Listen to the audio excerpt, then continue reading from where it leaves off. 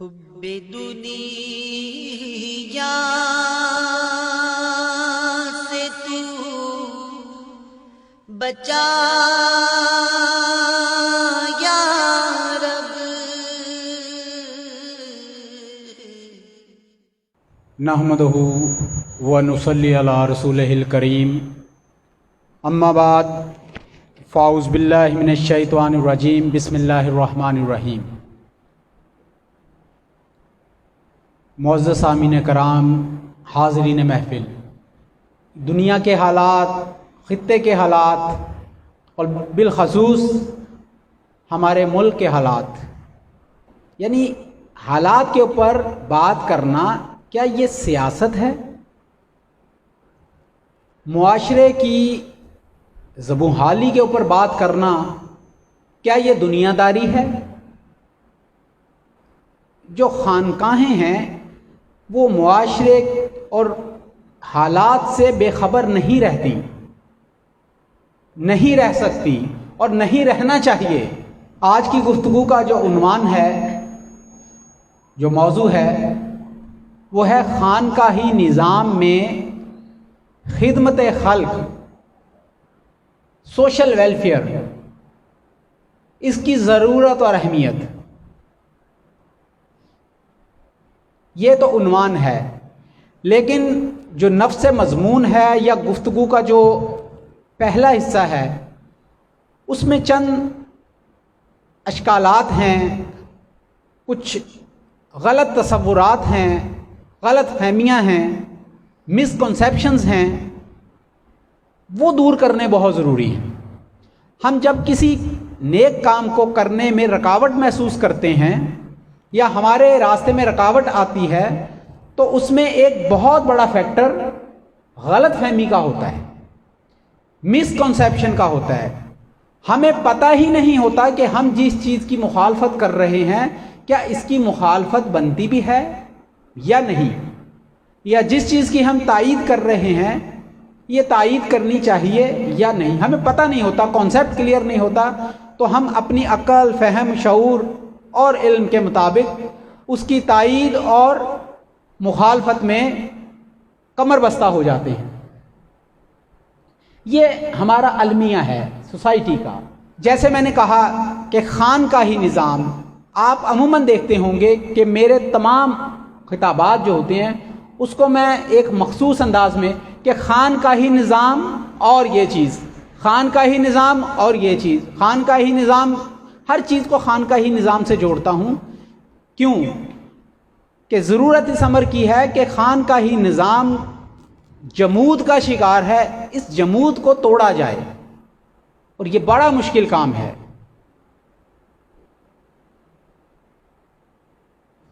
خانقاہی نظام کا سیاست سے کیا تعلق ہے؟ کیونکہ میرا آج کا موضوع نہیں ہے، اس پر بھی بات کبھی کریں گے۔ خانقاہی نظام اور سیاست، جب علامہ اقبال فرما رہے ہیں جدا ہو دین سیاست سے تو رہ جاتی ہے چنگیزی، یعنی دین جو ہے اگر وہ سیاست سے جدا کر دیا جائے تو پیچھے بھی چنگیزی بچتی ہے۔ تو جب سیاست سے روحانیت کو ہٹا دیں گے تو پیچھے کیا بچے گا؟ جو دین کا اصل ہے، جو دین کا مغز ہے، یہی کہتے ہیں نا ہم، ہمارا کلیم یہی ہے نا کہ تصوف، فقیری، درویشی، روحانیت، یہ دین کی اصل ہے، یہ مغز ہے۔ تو جب سیاست سے مغز کو ہٹا دیں گے تو پیچھے کیا بچے گا؟ علامہ اقبال کے اس شعر کو ایک تناظر میں دیکھا جاتا ہے، جدا ہو دین سیاست سے تو رہ جاتی ہے چنگیزی۔ کیا تصوف، طریقت، فقیری، درویشی یہ دین کے اندر کی چیزیں نہیں ہیں؟ جب دین کا کہا گیا تو یہ سب کچھ اس میں موجود ہے۔ جدا ہو دین سیاست سے تو رہ جاتی ہے چنگیزی، جدا ہو فقر سیاست سے تو پھر کیا رہ جاتا ہے؟ جب فقر سیاست سے الگ ہو جائے تو پھر پتہ کیا ہوتا ہے؟ پھر خلافت کا خاتمہ ہو جاتا ہے، ملوکیت آ جاتی ہے۔ پھر خلافت کا خاتمہ ہوتا ہے۔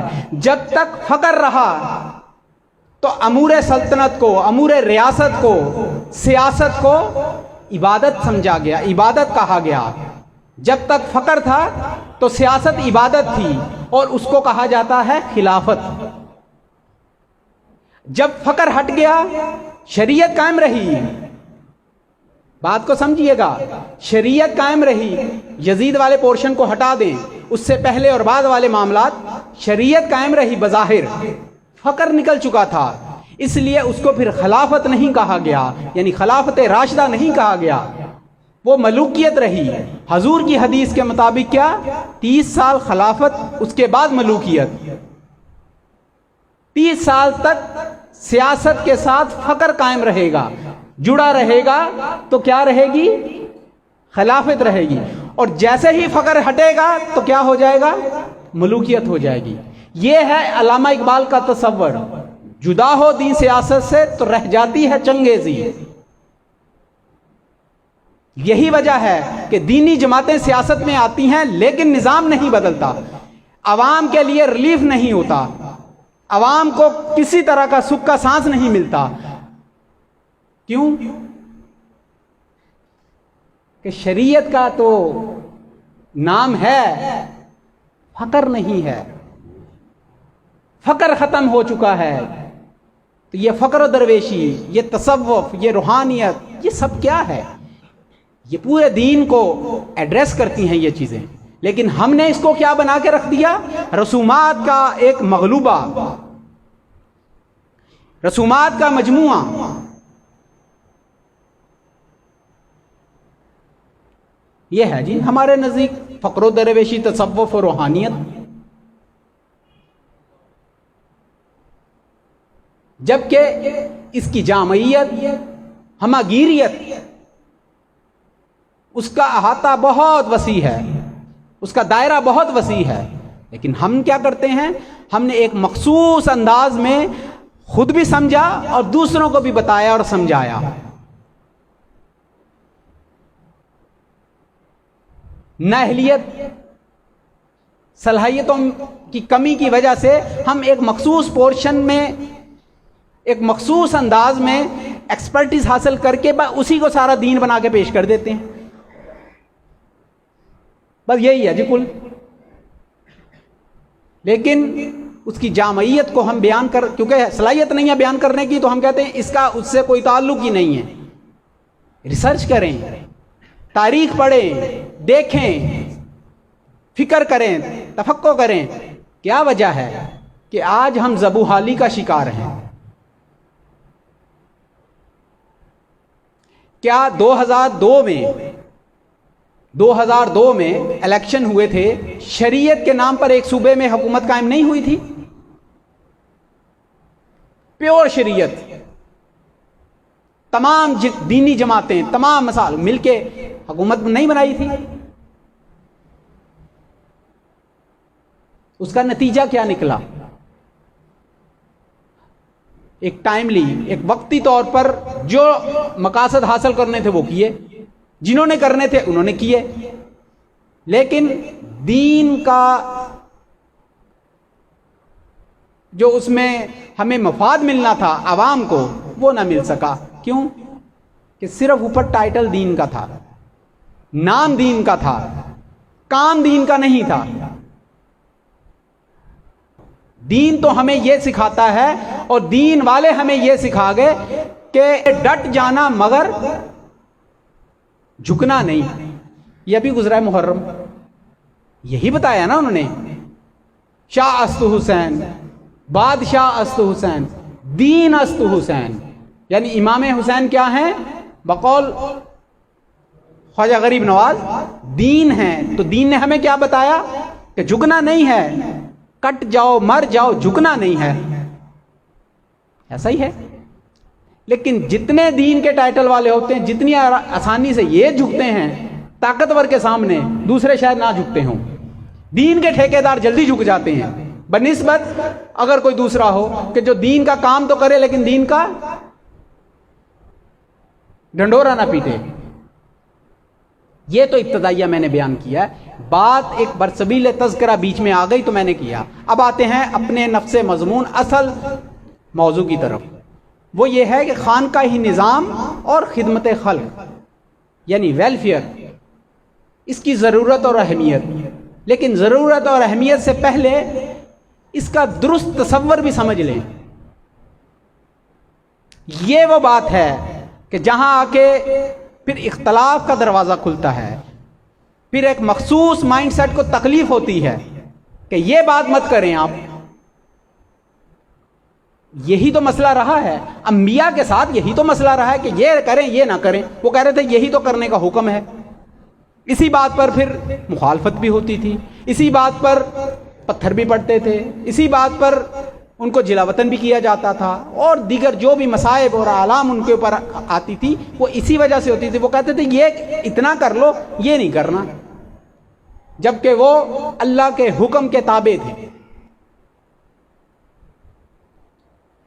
اگرچہ بت ہیں جماعت کی آستینوں میں، مجھے ہے حکم اذاں لا الہ الا اللہ. یہ تھا انبیاء کا شیوا. نبوت ختم ہو گئی تو یہ منصب اور یہ ذمہ داری کس کے پاس آئی؟ اولیاء کے پاس، صوفیاء کے پاس. لیکن صوفیاء اپنے دور میں یہ سب کرتے رہے، اپنے اپنے دور میں ہر صوفی نے یہ کام کیا. کسی نے فرنٹ پہ آ کے ہزیمت کی راہ اختیار کی اور کسی نے تبلیغ کی راہ اختیار کی، لیکن کیا سب نے. حضرت شیخ مجدد الفسانی، ان کے تمام زندگی میں سب سے بڑا اہم کارنامہ ان کا کیا ہے؟ حضرت مجدد الفسانی سلسلہ نقش بندیہ کے جد، ان کا سب سے بڑا کارنامہ جس کی وجہ سے ان کو جانا جاتا ہے، پہچانا جاتا ہے، ان کی ایک وجہ شہرت ہے، وہ کیا ہے؟ مغلیہ بادشاہ اکبر کے سامنے وہ ڈٹ کے کھڑے ہو گئے. اس نے جو دین الہی بنایا تھا اس کی مخالفت کی، اور وہی کام کیا جو کربلا میں حضرت امام علی مقام نے کیا. یہ ہے صوفیہ کا کردار. تو اس لیے حق بات کرنا یہ انبیاء کا شیوا ہے، اور اس کے بعد یہ ڈیوٹی یہ اولیاء کے پاس آئی ہے، مولویوں کے پاس نہیں آئی. علماء کرام کی بات اور ہے، لیکن جب مولویوں کے ہتھے چڑھتا ہے معاملہ تو پھر اور ہو جاتا ہے. علماء حق کی بات نہیں ہو رہی. علماء حق ہی تو ہیں جو دین کو بچائے ہوئے ہیں، سنبھالے ہوئے ہیں. ہمارے عقائد، ہمارے نظریات اور فکر وہی ہیں، انہی کی ذمہ داری ہے. اور جو علماء حق ہوں گے وہی در حقیقت صوفیاء ہیں. جو عالم حق ہوگا وہ صوفی بھی ہوگا. وہ صوفی ہونے کی وجہ سے تو عالم حق ہے. جب اس میں سے فقر نکل جائے گا تو پھر وہ بھی وہی معاملہ ہو جائے گا جیسے میں نے خلافت کی مثال دی. جس چیز سے فقر نکل جائے گا، فقر الفقر فقری والفقر منی، فقر میرا فخر ہے. نبی پاک صلی اللہ علیہ وسلم نے فرمایا الفقر فخری والفقر منی. فقر پر نبی پاک صلی اللہ علیہ وسلم کو کیوں فخر تھا؟ کہ یہی وہ مین چیز ہے کہ جو ہر چیز کو بچاتی ہے، پرزرو کرتی ہے، اپنی اصل شکل میں قائم رکھتی ہے، اس کا تحفظ کرتی ہے. چاہے وہ شریعت ہو، چاہے وہ احکامات شریعہ ہوں، چاہے ہمارا سماج ہو، ہماری معاشرت ہو، ہمارے اقدار ہوں، سب کو اگر کوئی چیز بچاتی ہے تو وہ فقر ہے. جب فقر نکلتا ہے تو پھر خلافت ملوکیت بنتی ہے. جب فقر نکلتا ہے تو دین، جو دین ہے وہ فساد بن جاتا ہے. دین ملا فی سبیل اللہ فساد. علامہ نے فرمایا دین ملا فی سبیل اللہ فساد. تو وہ دین فساد بھی بن جاتا ہے کیونکہ اس میں فقر نہیں ہوتا. تصور خدمت خلق کا خانقاہی نظام کے تناظر میں کیا ہے؟ مروجہ، رائج اور حقیقت، دونوں چیزیں سامنے رکھوں گا، فیصلہ آپ کا. لیکن ایک کانسیپٹ کلیئر کرنے کی ضرورت تھی، کر رہا ہوں. باقی آگے کے معاملات حالات پر چھوڑتا ہوں. موجودہ حالات میں، آج کے دور میں ویلفیئر، خدمت خلق کا تصور یہ ہے بھوکوں کو کھانا کھلانا، ایسا ہی ہے.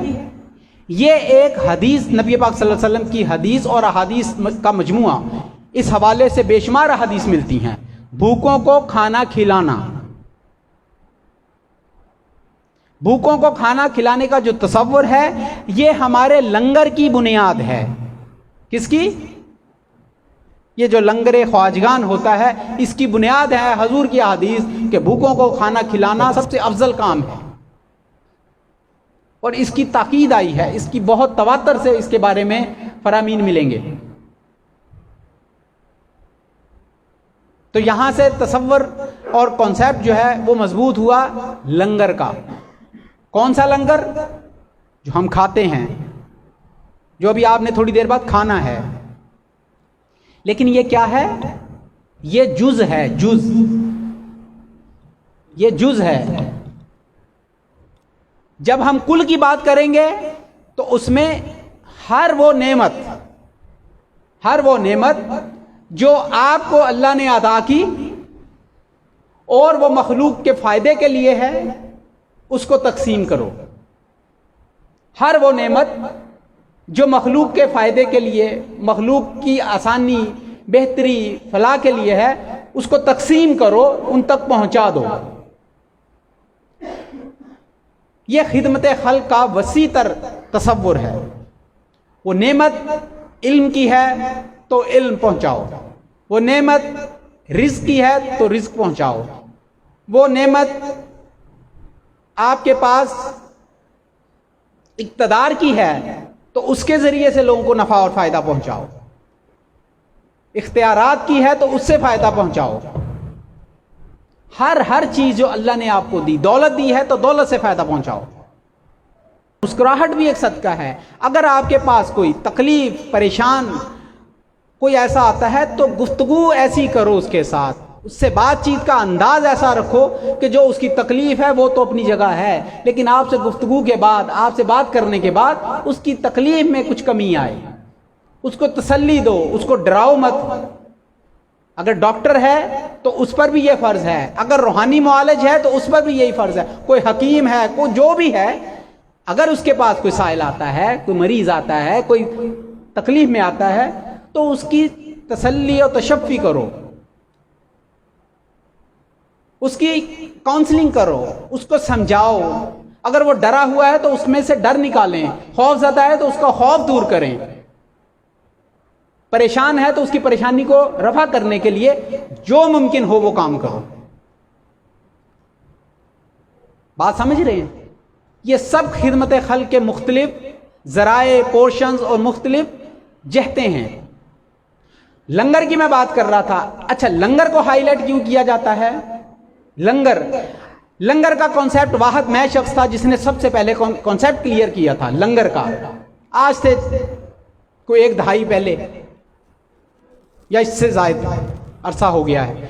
سب سے پہلے میں نے اسی پلیٹ فارم سے میں نے لنگر کا کانسیپٹ کلیئر کیا تھا. ہمارے ہاں لنگر کا تصور ہمارے ہاں صرف روٹی پکانا، لنگر پکانا یعنی کھانے سے متعلق یہ بڑا مضبوط تھا اور یہ حقیقت ہے. لیکن ویری فرسٹ ٹائم میں نے اس کے اوپر ریسرچ کی اور پھر یہ ایک کانسیپٹ دیا کہ لنگر سے مراد صرف کھانا کھانا نہیں ہے، لنگر سے مراد خانقاہ ہی نظام کو چلانا ہے، خانقاہ کے مجموعی معاملات کو لے کے چلنا، اس کو چلانا، یہ لنگر ہے. یہ ہے لنگر کا تصور. اب میں آپ سے ایک سوال کرتا ہوں، آپ یہاں بیٹھے ہوئے ہیں، میں کہوں کہ میرے پاس تو لنگر کا فنڈ ہے، لنگر پکا ہوا ہے، لنگر آپ کو جب وقت آئے گا کھلا دیا جائے گا، ساتھ اٹھو، یہ سارے پنکھے بند کرو. آپ کو گرمی بھی لگے گی، پسینے بھی آئیں گے. میں کہوں گا یہ کیونکہ لنگر نہیں ہے، لنگر تو وہ اندر پڑا ہوا ہے، وہ جب کھلے گا تو کھا لیجئے گا، پنکھے بند کرو. کیوں؟ بجلی کی صورتحال آپ سب کے سامنے ہے، رو رہے ہیں، پیٹ رہے ہیں، پورا پاکستان رو رہا ہے نا، ماتم کر رہا ہے نا بجلی کی بڑھتی ہوئی قیمتیں اور جو حالات ہیں. اب میں بولوں کہ اس کو بند کرو، تو آپ نے جو کچھ کیا ہے وہ کھانے کے لیے کیا ہے. آپ نے اگر مجھے کچھ نقدی دی ہے یا کوئی تعاون کیا ہے تو آپ نے لنگر کے لیے دیا. وہ لنگر میں چلے گئے, کھانا پک گیا ہے, یہ کام کس نے نپٹانا ہے؟ بند کرو پنکھے. تو آپ کہیں گے نہیں یہ تو بڑی مشکل ہو جائے گی. تو پھر وسیع تصور سمجھنا پڑے گا کہ یہ جو پنکھے چل رہے ہیں ان کا جب بل آئے گا تو وہ بل بھی لنگر ہے. آپ نے وضو کیا ہے, وضو کرنے کے لیے موٹر چلائی, بجلی سے چلی, اگر موٹر خراب ہو گئی تو موٹر کو ٹھیک کروانا ہے, وہ لنگر نہیں ہے. پھر وضو کس سے کرو گے آپ؟ خانقاہی نظام کو چلانے کا نام لنگر ہے. اور اسی طرح خانقاہی نظام کے پورے سسٹم کو چلانے کے لیے تعاون کرنا, اس کا نام لنگر ہے. قدغن نہ لگایا کرو کہ یہ 5,000, یہ 2,000, یہ 1,000 فلان نے جو چاول پکنے ہیں یہ اس میں ڈالنا ہے. آپ پابند کریں گے چاول تو زیادہ پک جائیں گے, لنگر تو زیادہ بن جائے گا.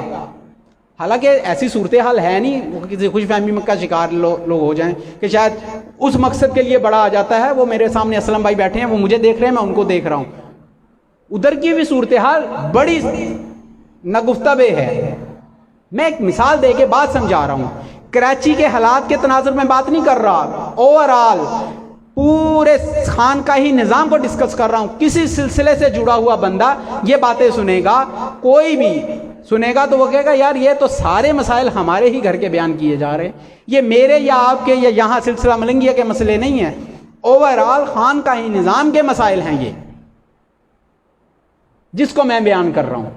آپ اس کو بڑے چھوٹے سے اسکیل پہ دیکھنا چاہتے ہیں, میں بڑے وسیع پیمانے پہ بات کرتا ہوں کہ کوئی بھی کسی سلسلے اور کسی بھی وہ سنے گا تو وہ کہے گا یہی مسائل ہیں, ہر جگہ یہی مسائل ہیں, ہر جگہ. تو اس لیے میں بات کر رہا ہوں, اس سے سب کو نفع ہوگا. تو یہ کانسیپٹ بھی میں نے کلیئر کیا تھا.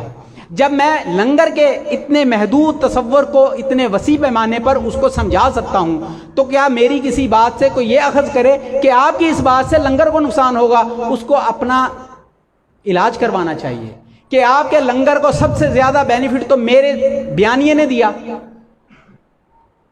اس لنگر کا وسیع تصور تو میں نے دیا کہ یہ ہے لنگر. اب اگلی جو میں بات کروں گا تو اس سے اگر کسی کے لنگر پر زد آتی ہو تو اس کو چاہیے کہ حسن ظن رکھے, توکل اللہ پر, اس کے رسول پر, اور جن کا قائم کردہ نظام ہے ان ہستیوں اپنے اسلاف کے اوپر بھروسہ رکھیں. کوئی فرق نہیں پڑے گا, خیر و برکت اترے گی آسمان سے, غیب سے آپ کو خیر و برکت سے نوازا جائے گا. دل چھوٹا مت کیا کرو, خدمت خلق کے تصور کو اتنا محدود مت کرو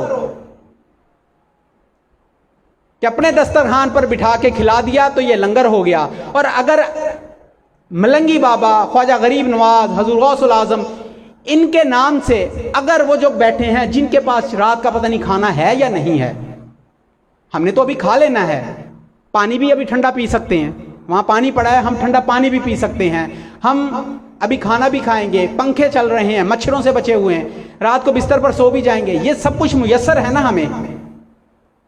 جن کو نہیں ہے, جن کو یہ میسر نہیں ہے, ان کو یہ ان کا حصہ ان تک پہنچانا کیا یہ لنگر نہیں ہے؟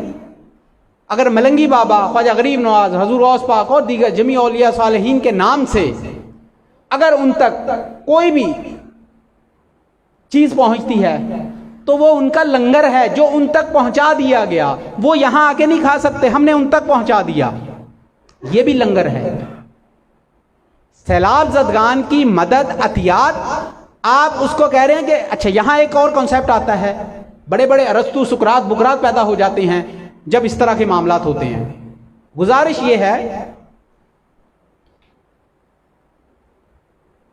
کہ جی بڑی بڑی ویلفیئرز, بڑی بڑی آرگنائزیشنز وہ کام کر تو رہی ہیں, وہ کام کر رہی ہیں, آپ کیوں, ہم کیوں؟ سوال یہ ہے کہ وہ جو بڑی بڑی آرگنائزیشنز ہیں وہ بڑی بڑی آرگنائزیشن بنی کیسے ہیں؟ ایک ہی دن میں بن گئی, اچانک بن گئی؟ کچھ بنیاد میں ہوگا نا, کوئی تصور, کوئی سوچ, کوئی فکر ہوگی نا. اور اگر لوگ ان کو فنڈ دیتے ہیں تو پرفارمنس بیس ہے, وہ پرفارمنس دے رہے ہیں, لوگ ان کو اعتماد کرتے ہوئے ان کو فنڈ بھی دیتے ہیں. ہم چاہتے ہیں کہ پرفارمنس ہم نہیں دیں گے, لیکن فنڈ ہمیں ہر طرح کا مل جائے، ھذا من فضل ربی، جو ملتا ہے مل جائے، ہاں مل جائے، لیکن اس کے اگینسٹ آپ کو کچھ ڈلیور کرنا ہوگا، کچھ کرنا ہوگا، اور اگر آپ ڈلیور نہیں کریں گے تو پھر 1 2 3 بس، اس کے بعد پھر فل سٹاپ لگ جائے گا۔ خانقاہی نظام یہ اسلام کا کیا ہے؟ اب میں آ رہا ہوں اس طرف۔ خانقاہی نظام اسلام کا ویلفیئر ڈپارٹمنٹ ہے۔ اسلام کا ویلفیئر ڈپارٹمنٹ کیا ہے؟ خانقاہی نظام۔ جو جہاد کرتے ہیں مجاہدین، جہاد کرنے والے، تاریخ میں وہ سرحدوں کی حفاظت کریں تو وہ اور طرح کا کام ہے، لیکن ویلفیئر کا کام یہ خانقاہی نظام کے سپرد تھا، اور یہی ہمارا خاصہ تھا۔ ہم کہتے ہیں تصوف قرآن کا اصل مغز، اسلام کا اصل مغز، اسلام کا تعارف تو وہ تو سلامتی سے ہے، یعنی تعارف جو ہے وہ سلامتی سے ہے، تو ہر چیز کی سلامتی یہ ہے اسلام کا نام، جو نام ہر چیز کی سلامتی۔ جس نے کسی ایک انسان کی جان بچائی اس نے پوری انسانیت کو بچایا۔ ایک انسان کو سلامتی دی آپ نے، پوری انسانیت کو سلامتی دی۔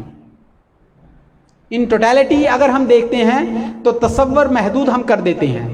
تصوف اور خانقاہی نظام یہ اسلام کا ویلفیئر ڈپارٹمنٹ تھا۔ ہم کہتے ہیں کہ صفائی قلب ہے نا، باطنی اصلاح، روحانی مدارج، عرفان الہی، معرفت نفس، معرفت الہی، یہ تمام چیزیں ہم بحث میں لاتے ہیں۔ کس میں؟ تصوف کی۔ یہ تصوف کے فکری اور علمی معاملات ہیں، پریکٹسز ہیں، آپ کی انڈیویجول پریکٹسز ہیں، لیکن آپ کے باطن کا سمر جانا، اس کا عوام پر کیا اثر ہوگا، اللہ کی مخلوق کے ساتھ اس کی معاملہ داری اور تعلق کیا بنے گا، اللہ کی مخلوق کو نفع پہنچانا، یہ سب سے افضل کام ہے۔ یہی ہے نا مقصد۔ ہم کہتے ہیں تصوف، فقیری، درویشی، یہ محبت ہے۔ یہ کیا ہے؟ یہ صرف محبت ہے۔ میں نے ایک بڑا طویل خطاب کیا تھا اس کے اوپر کہ محبت کا جو تصور ہے وہ بھی ہم نے کیا بنا لیا ہے۔ محبت کا تصور بھی وہ میں نے ایک خطاب کیا تھا، پورا بتایا تھا کہ محبتیں ہماری کیسی ہوتی ہیں، محبتوں کے معیارات کیا ہیں، وہ بھی میں نے بتایا تھا۔ بڑی تفصیل فیس بک پہ پڑا ہوگا وہ خطاب، وہ بات میں نے کی ہوئی ہے۔ ہم کہتے ہیں محبت ہے ہمارا موٹو، محبت تو ہے، لیکن اس محبت کے پیچھے بنیاد میں اس محبت کا مقصد کیا ہے؟ اللہ کی رضا ہے یا آپ کے اپنے معاملات کی پروجیکشن ہے، پروموشن ہے، مارکیٹنگ ہے، کوئی اور نام ہے تو وہ بھی میرے ذہن میں آ جائے تو میں بول دوں گا، یا وہ ہے کیا اللہ کی رضا ہے؟ اللہ کی رضا کے لیے محبت کرنا اللہ کے بندوں سے، یہ تو ہو گیا محبت۔ اب مجھے بتائیں کہ وہ کیسی محبت ہے، وہ کیسی محبت ہے کہ انسانیت تکلیف میں ہو اور محبت کے دعوے دار خاموش بیٹھے ہوں۔ وہ پریکٹیکلی اس وقت نصیحت، خطاب، امر بالمعروف نہی عن منکر اور ایسی چیزیں اور اصلاح باطن کی ضرورت نہیں ہے انسانیت کو۔ انسانیت کو ان تمام چیزوں کی ضرورت ہمیشہ رہی اور ہمیشہ رہے گی، یہ ساتھ ساتھ پیرالل چلتا ہے یہ نظام۔ لیکن فار دا ٹائم بینگ آپ دیکھیں کہ اللہ تعالیٰ نے اس وقت ہمارے اوپر کون سی آزمائش ڈالی ہے جس میں ہمیں سرخرو ہونا ہے۔ کیا حالات نارمل ہیں یا کوئی ایب نارملٹی ہے؟ اگر حالات نارمل ہیں تو پھر آپ وہ کام کریں جو کام کرنے کے ہیں، لیکن اگر حالات نارمل نہیں ہیں تو پھر آپ نارمل رہیں، یہ سب سے بڑی ایب نارملٹی ہے۔ اگر حالات نارمل نہیں ہیں تو آپ نارمل کیسے ہیں؟ اس کا مطلب یہ ہے کہ ہم نے ایک مخصوص قسم کا کانسیپٹ اپنے دماغ میں بٹھایا ہوا ہے، اب اسی کو پورے کا پورا بنا کے اور کہتے ہیں بس یہی ہے سب کچھ۔ مجھے فکر یہ ہے کہ ملنگی بابا حضور، خواجہ غریب نواز اور ہمارے مشائخ چشت و جمی اولیاء صالحین، ان کے کھاتے میں زیادہ سے زیادہ عوام کا یا دکھی انسانیت جو حالات کے تناظر میں ہے، زیادہ سے زیادہ ان کو ہم ریلیف دیں۔ اور وہ کس کے کھاتے میں جائے گا؟ وہ لنگر خواجگان چشت کے کھاتے میں جائے گا۔ بات سمجھ رہے ہیں آپ؟ وہ لنگر ہے، فرق صرف یہ ہے کہ وہ ہمارے منہ میں نہیں جانا، وہ ان کے منہ میں جانا ہے جو ہم سے زیادہ مستحق ہیں۔ آج جو لوگ 4 تاریخ کی محفل میں یہاں بیٹھے ہوئے ہیں، یہ سب لنگر کھا کے پیٹ بھریں گے، ایسا ہی ہے۔ جو لوگ یہاں محفل میں نہیں بیٹھے، کیا رات کو بھوکے سوئیں گے؟ بھوکے سوئیں گے؟ بھئی محفل میں آ گئے ہیں، آستانے میں آ گئے ہیں تو لنگر کھا لیں گے، نہیں آئے تو گھر میں کھانا پکا ہوا وہ کھا لیں گے۔ تو ہمارا جو لنگر ہے یہ اس کی حیثیت دگنی چگنی ہو جائے اگر ہم یہ لنگر پکا کے وہاں پہنچا دیں جو زیادہ مستحق ہیں، جو حقیقتاً بھوکے ہیں، جن کے پاس آلٹرنیٹ نہیں ہے، جن کے پاس سیکنڈ آپشن نہیں ہے، جن کے پاس کوئی اور ذریعہ نہیں ہے۔ یہ ہے اصل تصور بھوکوں کو کھانے کھلانے کا۔ ہم کیا کرتے ہیں؟ خود ہی گھر میں پکاتے ہیں، اس پر ختم شریف پڑھ لیتے ہیں، نیاز فاتحہ کرتے ہیں اور خود ہی بیٹھ کے کھا لیتے ہیں۔ ٹھیک ہے، یہ بھی برا نہیں ہے، اس کی بھی اجازت ہے، لیکن جب اللہ تعالیٰ کے حکم سے، اللہ کے اذن سے اور اللہ کی رضا سے اللہ کا نظام آواز دے رہا ہو آپ کو کہ اب تمہارا امتحان ہے، پھر یہ سارا کچھ کرنا یہ غفلت ہے، یہ گمراہی ہے۔ پھر لنگر کا تو تصور بدل جائے گا۔ پھر لنگر اپنے دسترخوان پر بٹھا کے کھلانے سے زیادہ افضل ہے اپنے دسترخوان کو اٹھا کر وہاں لے جاؤ جہاں لنگر کھانے والے زیادہ بیٹھے ہوئے ہیں اور زیادہ مستحق ہیں لنگر کے۔ آپ لنگر نہیں کھائیں گے، گھر کا کھانا کھا لیں گے، پھر لنگر وہاں تک پہنچا دو، وہ ہیں مستحق۔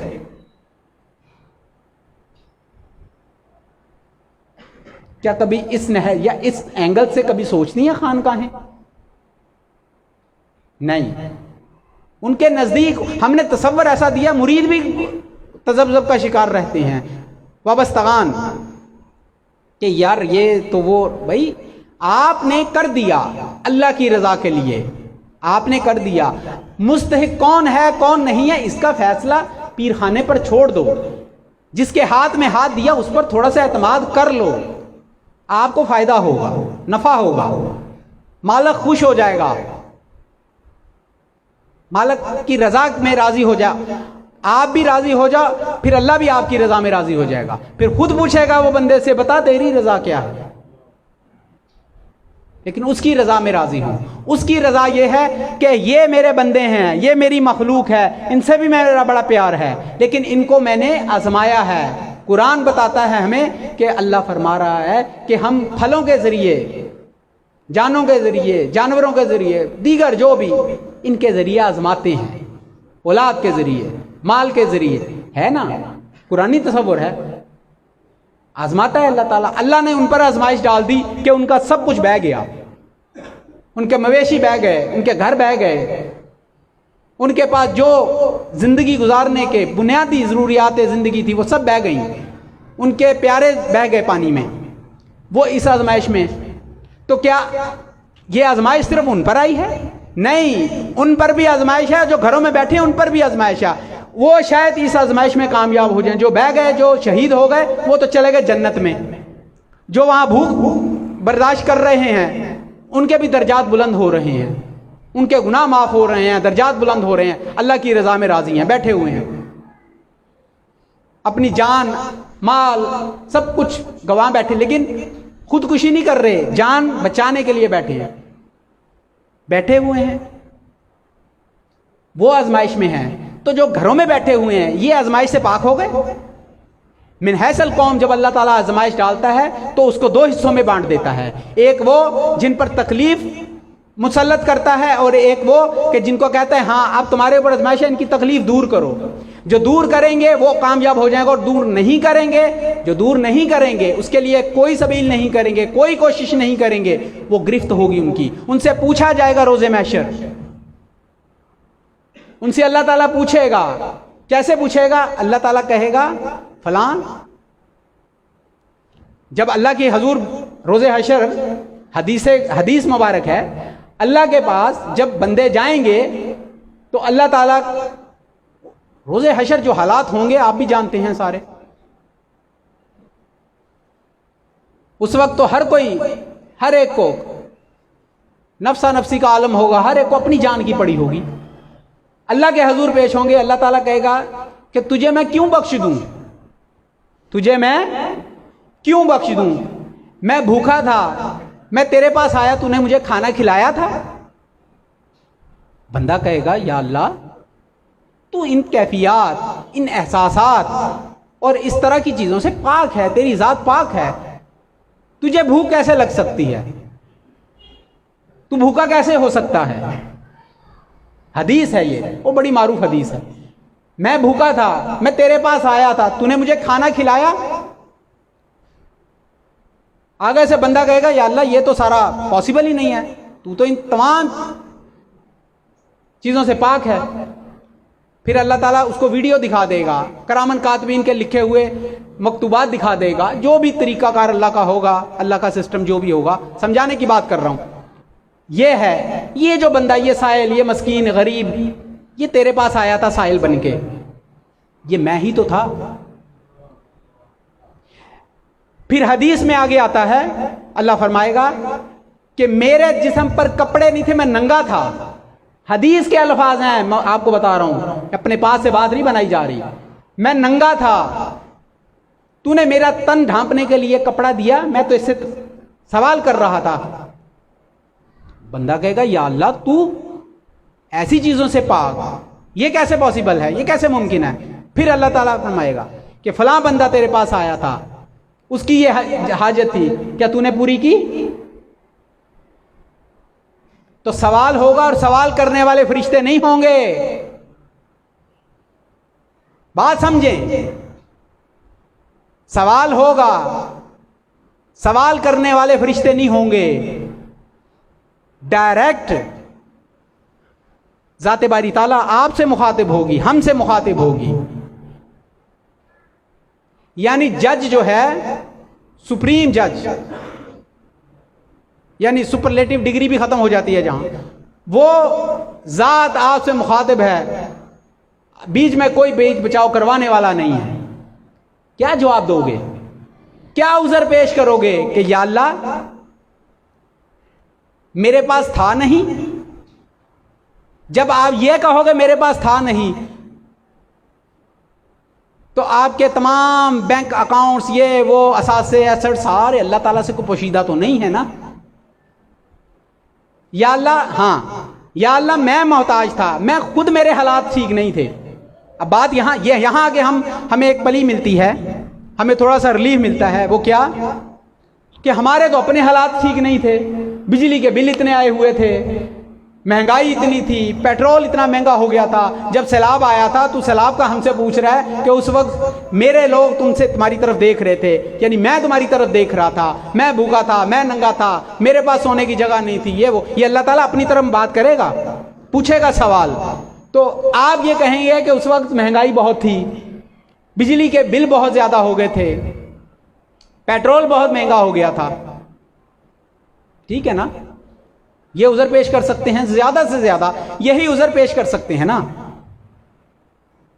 आप मुझे ये बताएं, जब आजमाइश एक तरफ नॉर्मल नहीं है, जब दो हिस्सों में बट गए ना, एक वो हैं जो मुतासिरीन हैं और एक वो हैं जो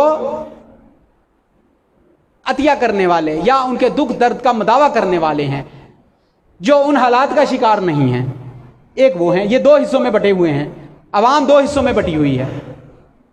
अब इसमें एक बीच वाला रास्ता है। एक वो हैं जिनको हम कहते हैं मुखय्यर हजरात।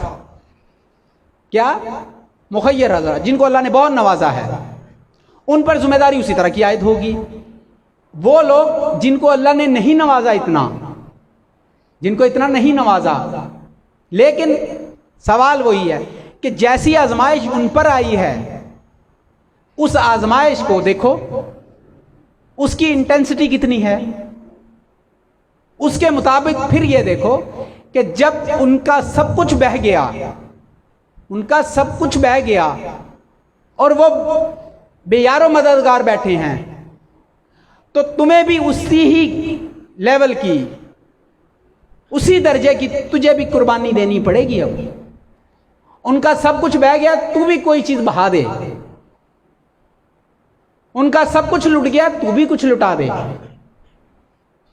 ان کا بہہ گیا ہے، ان کا بہہ گیا ہے، تو بیچ دے، ان کا تو بہہ گیا ہے، تو بیچ دے، تیری ضرورت سے زائد کچھ ہے تو اس کو تو بیچ دے، تیرے پاس بیچنے کو کچھ نہیں ہے، اگر بیچنے کو کچھ نہیں ہے تو جسمانی طور پر یا کسی بھی ذریعے سے، لیکن اپنے اندر ایک جذبہ پیدا کر، تاکہ اللہ کی بارگاہ میں اللہ نے نماز، روزے، حج، زکوٰۃ اور اس طرح کی چیزوں کا سوال، وہ ایک الگ فیز ہے، عبادات کا ایک الگ پہلو ہے، لیکن اللہ نے جو حدیث میں جو یہ میں نے بیان کیا ہے، اللہ نے جو پہلی آپ سے پوچھنا ہے، سوال جواب کرنا ہے، وہ اس کا تعلق عبادات سے نہیں ہے، نیک اعمال سے نہیں ہے، اس کا تعلق ورد و وظائف سے نہیں ہے، مجاہدات سے نہیں ہے، ریاضات سے نہیں ہے، اس کا تعلق صرف اور صرف خدمت خلق سے ہے۔ خدمت خلق کے بارے میں اللہ نے کہا نا کہ میں تھا، وہ میں تھا، یہ نہیں پوچھے گا کہ وہ فلاں ولی تیرے پاس آیا تھا، وہ میں ہی تو تھا، حدیث میں ایسا کہیں نہیں ہے۔ یہ ہوگا کہ وہ جو مسکین آیا تھا وہ میں تھا، وہ غریب میں تھا، وہ ننگا میں تھا، وہ بھوکا میں تھا، یہ ہے حضور۔ نبی پاک صلی اللہ علیہ وسلم نے ریاست مدینہ کیا تھی؟ اسلامی اسٹیٹ نہیں، ویلفیئر اسٹیٹ۔ ریاست مدینہ کیا تھی؟ Welfare state. آج ہم ویلفیئر کا تصور لیتے ہیں یا ویلفیئر اسٹیٹ کا تصور لیتے ہیں تو ریاست مدینہ آتا ہے ذہن میں، اس کو اسلامی ریاست کیوں نہیں کہتے؟ مدینہ کو اسلامی ریاست صرف محض کہنے کہ آپ نہیں، جب ویلفیئر اسٹیٹ کا تصور لینا ہو تو آپ ریاست مدینہ کی طرف جاتے ہیں، ورنہ اسلامی ریاستیں تو آج دیکھیں کتنے 56 ممالک ہیں، وہ سب اسلامی ریاست ہیں۔ اسلامی جمہوریہ پاکستان، کیا؟ اسلامی جمہوریہ ایران، اسلامی جمہوریہ پاکستان، شریعت کے نام پر بادشاہتیں، سب کچھ آپ کے سامنے ہے۔ ویلفیئر اسٹیٹ کسے کہتے ہیں؟ ویلفیئر اسٹیٹ وہ ہے جو اسلام کے صحیح نظام کو نافذ کر دے، وہ ویلفیئر اسٹیٹ بن جاتی ہے، چاہے وہ اسٹیٹ اسلامی ہو یا نان اسلامک ہو، وہ ویلفیئر اسٹیٹ کہلائے گی۔ ویلفیئر اسٹیٹ مین جہاں عوام کو زیادہ سے زیادہ سہولیات، ریلیف اور آسانیاں ملیں، وہ ویلفیئر اسٹیٹ کہلاتی ہے۔ اور اسلامی اسٹیٹ، اس میں سے فقر نکل گیا، سیاست سے فقر نکل گیا، ریاستی امور سے فقر نکل گیا، تو وہ پھر اسلامی تو ہے نام کی، لیکن ویلفیئر اسٹیٹ نہیں ہے۔ ویلفیئر اسٹیٹ وہی ہوگی جس کا حاکم ایک فقر و درویشی کا حامل ہوگا، جس کے اندر فقر ہوگا، جو اندر سے فقیر ہوگا، وہ پھر ویلفیئر اسٹیٹ کی طرف جا سکتا ہے۔ ورنہ پھر بنو امیہ، بنو عباس والی یہ سلطنتیں ہوں گی، اوپر نام ہوگا خلافت کا، اندر جو کچھ ہے آپ بھی جانتے ہیں اور ہم بھی جانتے ہیں، جو اہل علم سب جانتے ہیں۔ خانقاہی نظام کا ایک پہلو یہ میں نے بتا دیا۔ آپ کو میں ایک اور بات بتاؤں، خواجہ غریب نواز، بابا فرید الدین گنج شکر، نام سنے ہیں، کبھی ان کے کام پڑھیں۔ خواجہ غریب نواز، بابا فرید الدین گنج شکر، خواجہ نظام الدین محبوب الہی، حضرت غوث العظم شیخ عبد القادر جیلانی اور دیگر کبار اولیاء اللہ بزرگان دین جن کے پاس پراپر سیٹ اپ تھے خانقاہوں کے، ان کی خانقاہوں میں سب کچھ ملتا تھا، علم بھی ملتا تھا، शरीयत भी थी, तरीकत भी थी, इखलाक भी था, मोहब्बत भी थी, दर्स भी था, खिताब भी थे, तकरीर भी थी, तहरीर भी थी, ठीक है, लंगर भी था, भूखों का खाना भी खिलाया जाता था, ये सारा कुछ। और वहाँ से मुजाहिदीन भी तैयार किए जाते थे। यानी एक स्टेट के साथ सबसे ज़्यादा ताउन खान का ही निज़ाम किया करता था। और जहाँ हाकिम वक्त गफलत या जुल्म या ऐसे मामलात की तरफ जाता था तो उसको तंबीह भी करते थे, उसको समझाते थे, उसके सामने आहनी दीवार भी बनते थे। खान का ही निज़ाम वाले ये करते थे। फिर क्या हुआ? फिर खान का ही निज़ाम के नाम पर कारोबार हुआ। कुछ काली भेड़ें इसमें दाखिल हुई जिन्होंने देखा कि बड़ा प्रॉफिटेबल काम है। उन्होंने खान का ही निज़ाम की बुनियादें खोखली की और बीच में घुस के उसको एक बिजनेस की शक्ल दी।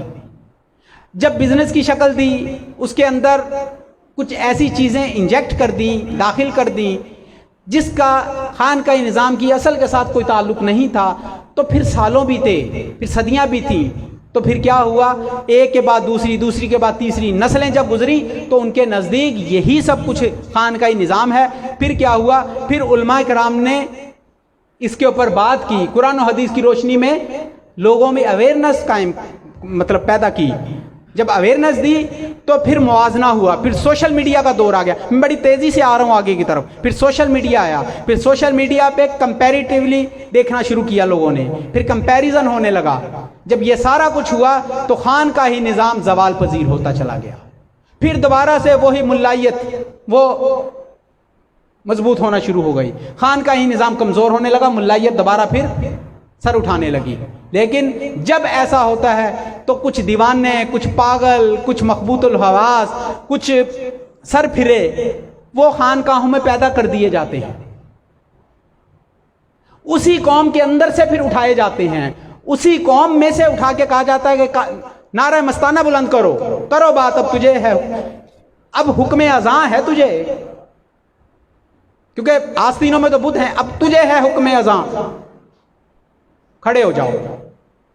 उसके लिए फिर ये अल्फाज इस्तेमाल किए जाते हैं जो मैंने कहे हैं। वो मकबूतुल हवास भी होगा, वो पागल भी होगा, वो जज्बाती भी होगा, वो जुनूनी भी होगा, वो अहमक भी होगा, वो उसके लिए जो टाइटल देंगे उसको कबूल है। लेकिन अगरचे बोलते हैं जमात की आस्तीनों में मुझे है हुक्म अज़ां ला इलाहा इल्लल्लाह, ये तो है हुक्म। और हजार खौफ हो लेकिन ज़बां हो दिल की रफ़ीक, यही रहा है अज़ल से कलंदरों का तरीक। कलंदर तो यही बात करते आए हैं, यही सुनना पड़ेगा।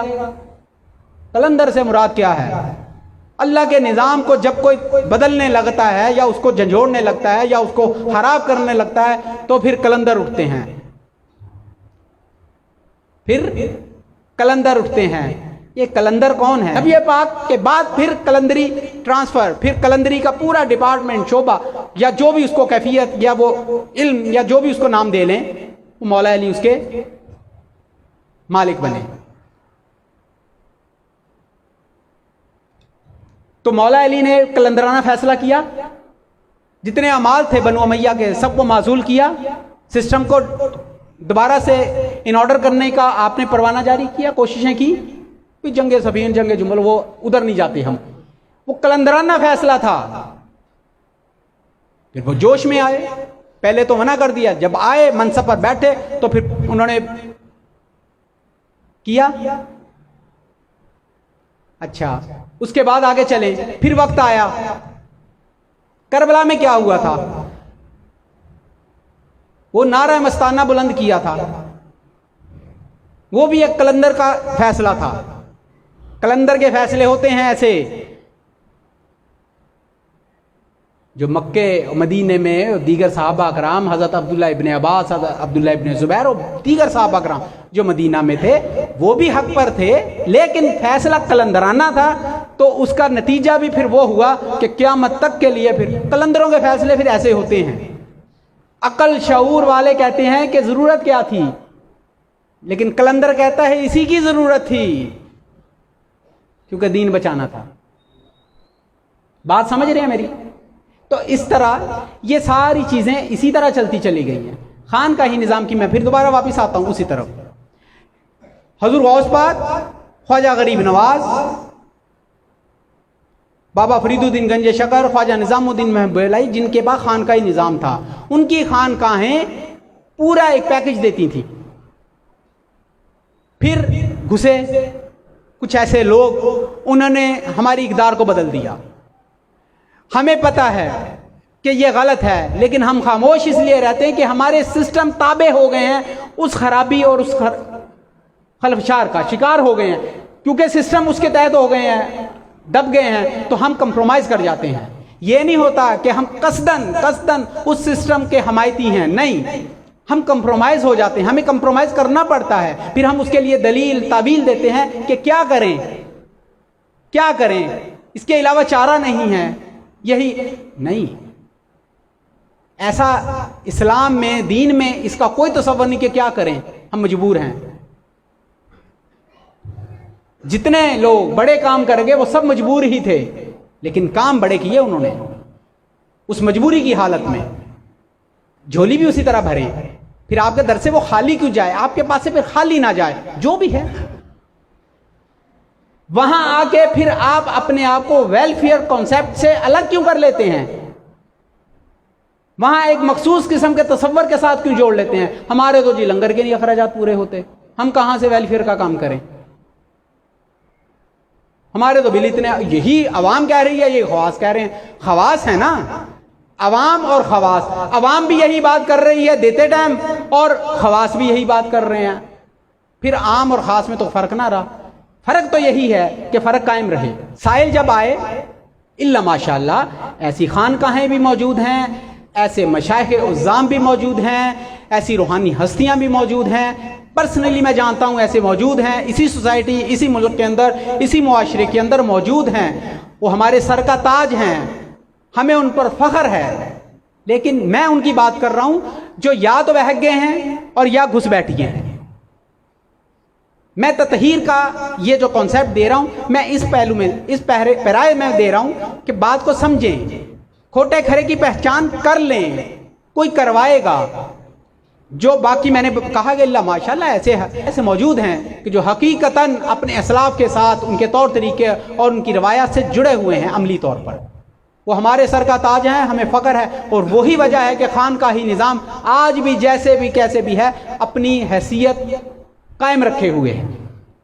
لیکن اس کو مزید امپرومنٹ کی ضرورت ہے. وہ جو فیکٹرز ہیں جس سے ہم تنزلی کا شکار ہوتے ہیں، وہ وائرس جو ہے اس کو دور کرنے کے لیے یہ ساری گفتگو میں کر رہا ہوں. اور ہم اپنی ذمہ داریوں سے جو فرار اختیار کرتے ہیں واپس اس طرف لانے کی بات کر رہا. نبی پاک صلی اللہ علیہ وسلم کیسے ضروریات پوری کر دیتے تھے؟ کیا نبی پاک صلی اللہ علیہ وسلم کی زبان سے ایسی بات نکلی ہوگی؟ میں کوئی محدث تو نہیں ہوں کہ میں نے لاکھوں کی تعداد میں سب حدیثیں پڑھی ہوں اور میں یقین سے کہوں کہ ایسی کوئی حدیث موجود نہیں ہے. لیکن میں آپ کو دعوت فکر دے رہا ہوں. کیا ایسا تصور ہم کر سکتے ہیں، ایسی توقع کر سکتے ہیں کہ کوئی سائل آئے اور نبی پاک صلی اللہ علیہ وسلم فرمائے کہ خالی لوٹا دے؟ سرور کائنات، تاجدار کائنات، مختار کل.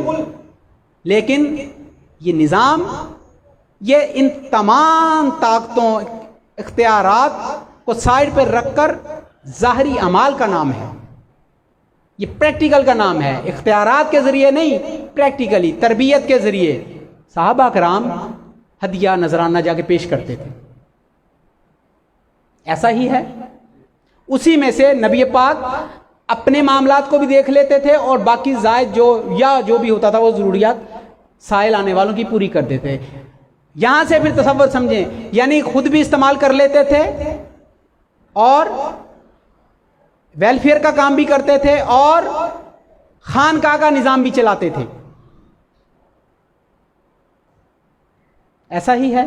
خانقاہ کا نظام بھی اسی سے چل رہا ہے. کس کے تعاون سے؟ صحابہ کرام کے. گھر کے معاملات بھی دیکھے جا رہے ہیں اور ویلفیئر کا کام بھی ہو رہا ہے. بات کرنے کا مقصد کیا ہے؟ یہ سسٹم ہے، اس کو اتنی ہائی مورل گراؤنڈز پہ لے کے جائیں گے تو بھی بات نہیں بنے گی، جیسا تصور ہم سمجھتے ہیں. اور اگر آپ اس کو اتنا ہلکا لے لیں اتنا آسان لے لیں, بالکل ہی شترے بے مہار کر دیں تو بھی بات نہیں بنے گی. ایک بیچ کا راستہ بتانے کی ضرورت ہے.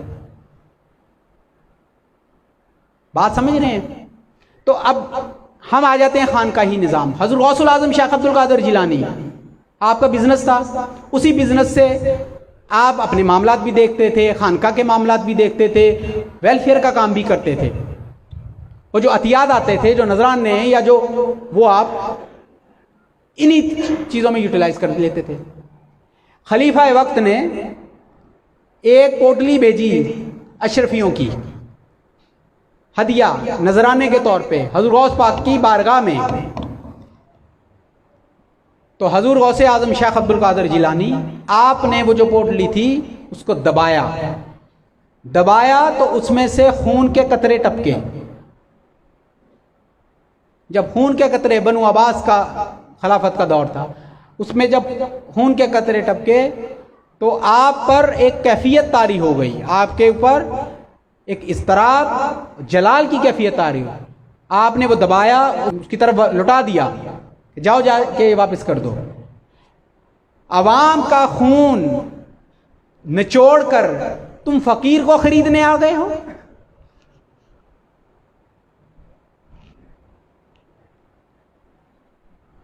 تو یہ آپ کے, اب آگے آ جاتے ہیں, اجمیر شریف آ جاتے ہیں.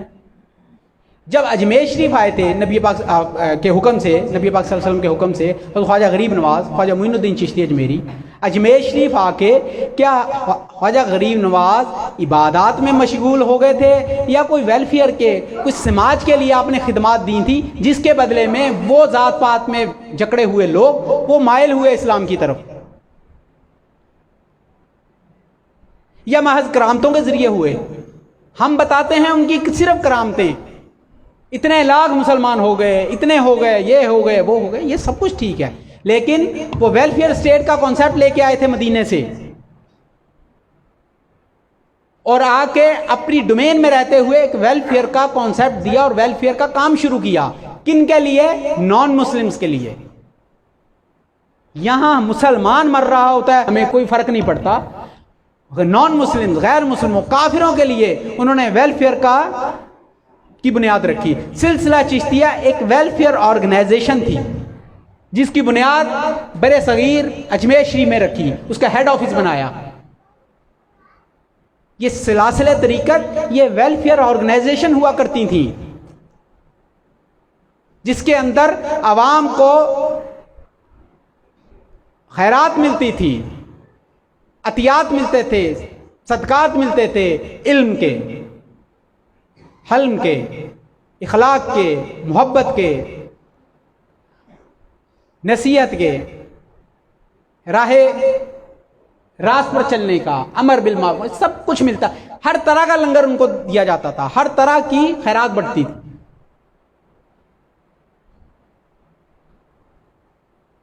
خواجہ غریب نواز نے ویلفیئر کا کام شروع کیا. عوام الناس کا پانی بند کر دینا, یہ اینٹی ویلفیئر سٹانس ہے. یہ ایکٹ جو ہے یہ اینٹی ویلفیئر ایکٹ ہے. پانی کا بند کر دینا کیا ہے؟ اینٹی ویلفیئر ہے. یعنی سماج, سوسائٹی, معاشرے کی بنیادی ضرورت کا تعطل یا اس کو بند کر دینا یا اس سے محروم رکھنا عوام کو, یہ کیا ہے؟ یہ ویلفیئر کے اگینسٹ ایکٹ ہے. خواجہ غریب نواز نے اپنے کشکول میں پانی کو حکم دیا وہ آ جائے. انا ساگر کس میں آ گیا؟ کشکول میں آ گیا. وہ محض کرامت دکھانا مقصد نہیں تھا, بلکہ اینٹی ویلفیئر ایکٹ کے اگینسٹ آپ نے پھر اپنی طاقت استعمال کی. جب کوئی ویلفیئر کے اگینسٹ کام کرے گا تو پھر انہوں نے اپنی طاقت استعمال کی کہ تم کون ہوتے ہو اللہ کی مخلوق کو, اللہ کی اس پانی سے روکنے والے. پھر آپ نے اپنی طاقت کو ویلفیئر کے لیے استعمال کیا, اپنی طاقت کو ویلفیئر کے لیے استعمال کیا اور وہ پانی دوبارہ بحال کروایا عوام کے لیے. ہم اس کو کرامت کہتے ہیں. جہاں ویلفیئر اگینسٹ ویلفیئر کام ہوتا ہے وہاں اولیاء کرام پھر کھڑے ہوتے ہیں. ویلفیئر کا تصور سمجھیں. حضور غوث العظم شیخ عبد القادر جیلانی اپنے حجرے سے نکلے ہیں, نماز پڑھانے جا رہے ہیں, جماعت کے لیے لوگ کھڑے ہیں, جماعت کروانے جا رہے ہیں, لوگ انتظار میں ہیں کہ حضور غوث العظم آئیں گے, ان کے پیچھے نماز پڑھیں گے. نماز کا وقت ہو گیا, جماعت کا وقت ہو گیا, جماعت کا وقت گزرنا شروع ہو گیا. ایک معمول تھا, وقت گزرتا چلا گیا, لوگ انتظار میں. حضور غوث العظم شیخ عبد القادر جیلانی تاخیر سے پہنچے, تاخیر سے پہنچے, نماز ادا ہو گئی تو کسی سینئر نے پوچھا, حضور تاخیر کی کوئی وجہ؟ کبھی ایسا نہیں ہوا, کبھی ایسا نہیں ہوا, کبھی ایسا نہیں ہوا کہ آپ نے جماعت میں تاخیر کی. آج آپ تاخیر سے آئے تو کوئی وجہ ہوگی. حضور غوث العظم نے فرمایا ایک ضروری کام تھا جس کی وجہ سے میں لیٹ ہو گیا, تاخیر ہو گئی, لیکن بیان نہیں فرمایا, بیان نہیں فرمایا, بس اتنی بات کہہ کے بات ختم کر دی. اسی اسنا میں اس علاقے کا جو یہودی تھا, جو سب سے زیادہ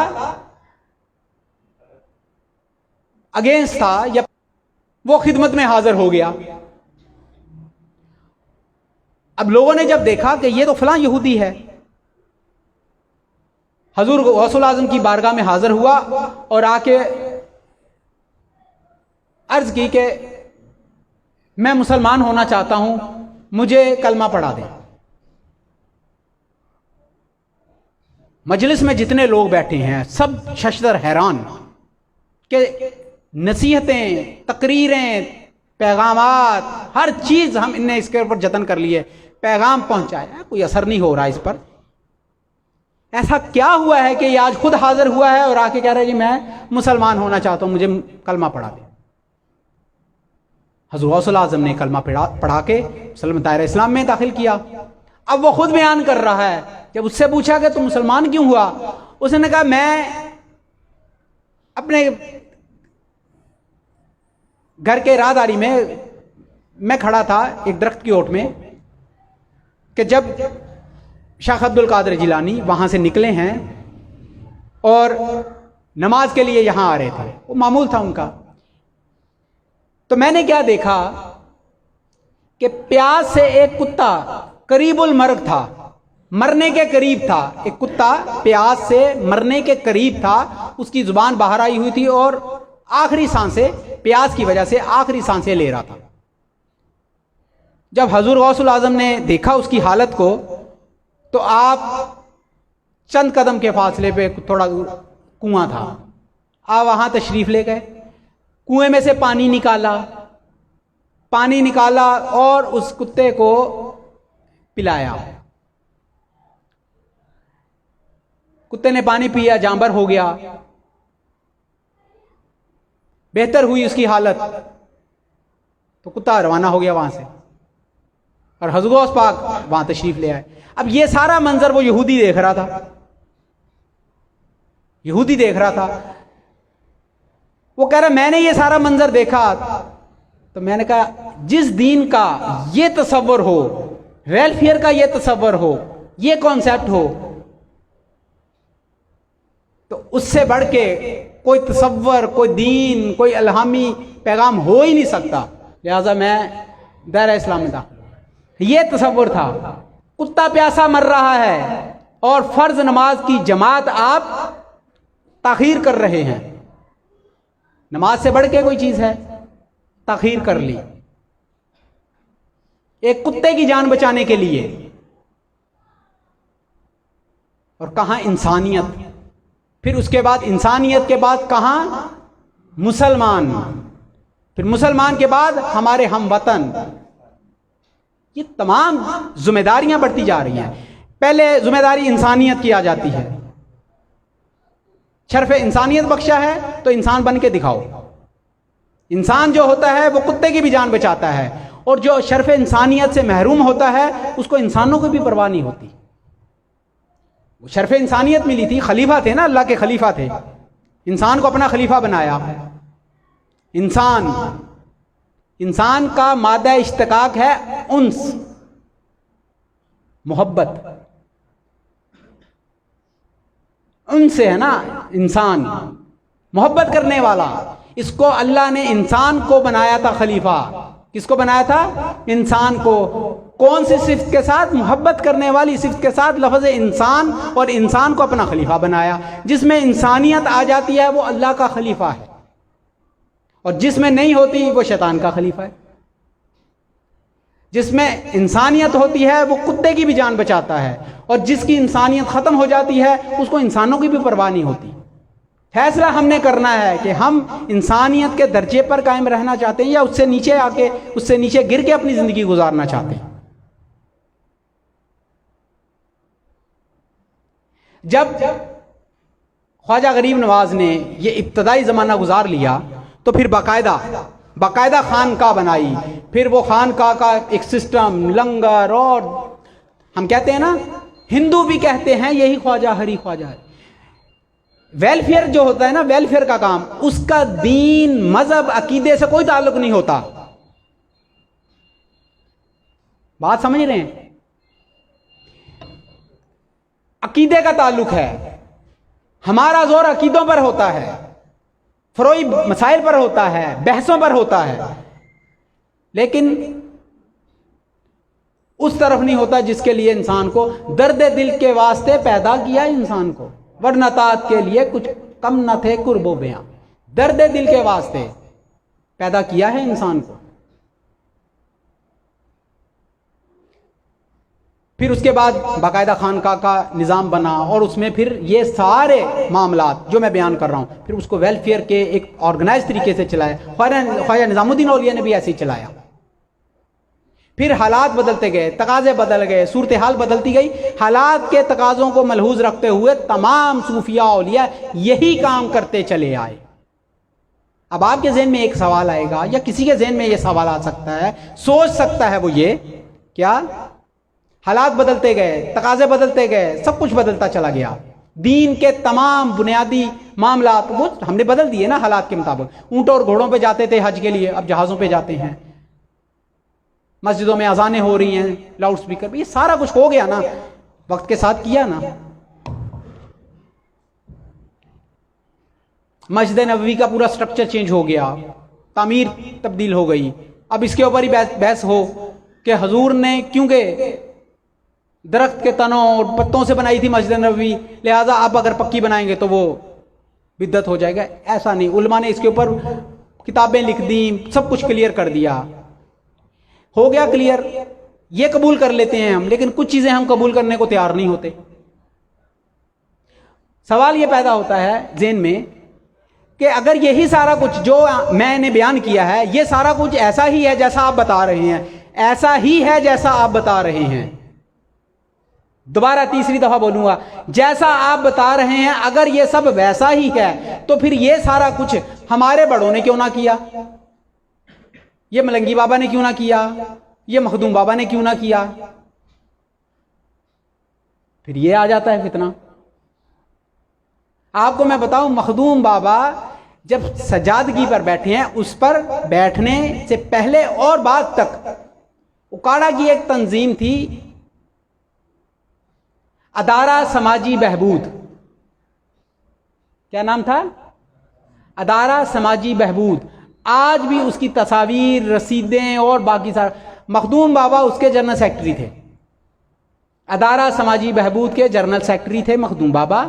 اور ان دوستوں نے, چند مخیر حضرات جو تھے, انہوں نے یہ رجسٹرڈ تھی یہ تنظیم, یہ ویلفیئر اکاڑا کا جو ویلفیئر ڈپارٹمنٹ تھا, منسٹری آف ویلفیئر کا, یہ جو جس کے انڈر آتی ہے, وہ جو ڈائریکٹر تھا وہ بابا جی کا کلاس فیلو تھا. پھر مخدوم بابا نے ایک تنظیم رجسٹرڈ کروائی, اس کے جنرل سیکرٹری بنے, اس کا نام تھا ادارہ سماجی بہبود. پوچھ لیجئے گا اکاڑا جا کے کسی سے بھی, کیا ادارہ سماجی بہبود کا کوئی تصور ہے؟ بابا جی کا mindset welfare mindset تھا مخدوم بابا کا, کیونکہ وہ ویلفیئر تھی سوشل ویلفیئر. سوشل ویلفیئر سے مراد کہ پیور خانقاہ کے بینر کے نیچے نہیں تھی, بلکہ اس کو چلانے والے, اس کو فنڈ دینے والے اور اس کی تمام پالیسیز طے کرنے والے وہ سارے عام دنیا دار لوگ تھے. دنیا دار لوگ تھے، لیکن تصور سوچ یہی تھی عوام کی بہبود، فلاح، بھلائی، خیر، آسانیاں، ان کی مشکلات دور کرنی، یہ مقصد تھا۔ لیکن جب آپ منصب پر بیٹھ گئے تو پھر وہ اس سے آپ نے علیحدگی اختیار کر لی۔ وہ کچھ عرصہ چلتی رہی مخدوم بابا کی کاوشیں، کیونکہ بہت زیادہ تھی اس کے لیے۔ جب مخدوم بابا نے اس سے علیحدگی اختیار کی تو وہ پھر ایک ٹائم آیا کہ وہ اس کا معاملہ ختم ہو گیا۔ بات میں کیا چیز اسٹیبلش کر رہا ہوں کہ مخدوم بابا باقاعدہ ویلفیئر سوچ مائنڈ سیٹ کے پرسنالٹی ہیں۔ اس کے بعد کیا ہوا، پھر ویلفیئر کا شعبہ جو تھا وہ سلسلے میں اس طرح منظم طریقے سے نہیں ہو سکا۔ اس کی بھی ایک وجہ یہ کہ بابا جی نے وہ سلسلہ چلاتے رہے۔ بابا جی ماشاءاللہ بہت سخی رہے، میں نے اپنی لائف میں مخدوم بابا جیسا سخی نہیں دیکھا۔ کوئی سائل سوالی، بہت آپ کا کھلا فراق دلی اور کھلا ہاتھ، لنگر کے معاملات میں کھلے اور ویسے معاملات میں بہت کھلے۔ پھر کچھ مشکلات آئیں، پریشانیاں بھی آئیں، مالی مشکلات بھی آئیں، خانقاہ کے اوپر بھی بہت سے ایسے حالات پیدا ہوئے، تو اس کے تناظر میں بڑی چیزیں جو ہیں وہ سٹریس میں چلی گئیں۔ یہ ساری چیزیں ایسی ہیں کہ جو سمجھنے والے سمجھتے ہیں، لیکن بتانے کا مقصد یہ ہے کہ بابا جی مائنڈ سیٹ بابا جی کا ویلفیئر والا تھا۔ اب یہاں سوال پیدا ہوتا ہے کہ جی یہ جو کام آپ سوچ رہے ہیں یا آپ کر رہے ہیں، یا جو کنسیپٹ آپ دے رہے ہیں، یا جو آپ کرنا چاہ رہے ہیں، جو آپ ہمیں سمجھانا چاہ رہے ہیں، بتانا چاہ رہے ہیں، یہ پہلے والوں نے کیوں نہیں کیا، بڑوں نے کیوں نہیں کیا؟ تو ضروری نہیں ہوتا ہر کام ہر بندہ ہی کر کے چلا جائے، کچھ کام بعد میں آنے والوں کے لیے چھوڑ دیے جاتے ہیں۔ نبی پاک نے فرمایا حجت الوداع کے موقع پر کہ دین مکمل ہو گیا، یہی فرمایا تھا۔ اس کے بعد حضور کا وصال ہو گیا۔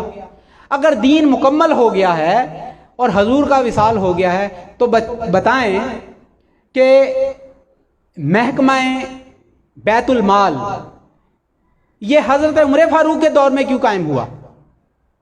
یہ نبی پاک کے دور میں کیوں نہیں قائم ہو گیا؟ بیت المال ویلفیئر سٹیٹ ہے، ہیڈ آف دا سٹیٹ نبی پاک ہیں، لیکن بیت المال کا کوئی تصور نہیں ہے۔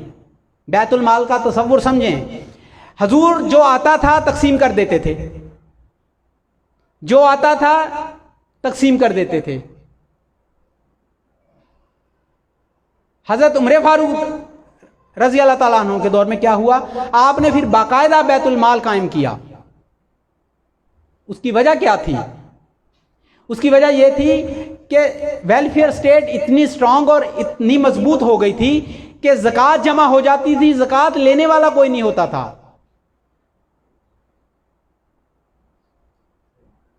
اناج جمع ہو جاتا تھا، لیکن اس اناج جو قومی خزانے میں اتنی کوانٹٹی میں آ جاتا تھا، لینے والا کوئی نہیں تھا۔ پھر آپ نے تصور بیت المال کا دی کہ جو تقسیم ہو گیا، ضرورت مند حاجات لوگوں کی پوری ہو گئی، ضرورت پوری ہو گئی، جو باقی بچ گیا اس کو اب سٹور کرو باقی آنے والے حالات اور وقت کے لیے۔ جس طرح ہم ڈیم بناتے ہیں، ڈیم بنے ہوتے تو سیلاب نہ آتا۔ اگر یہ تصور کیا جائے کہ جتنا پانی ضروری ہے، جتنا استعمال کرنا کر لو، باقی کو بہنے دو، یہی ہو رہا ہے نا 75 سال سے، جتنی ضرورت ہے استعمال کر لو، باقی بہنے دو۔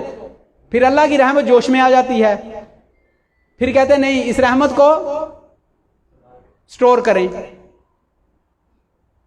نہیں سٹور کریں گے تو پھر وہی زحمت بن جائے گی، بنی ہوئی ہے۔